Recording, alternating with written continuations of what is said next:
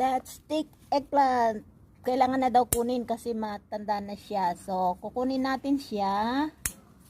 Nakatatlo na tayo. Ito pa, 4. At saka ito pa, may nakatago pang isa dito. 4 siya.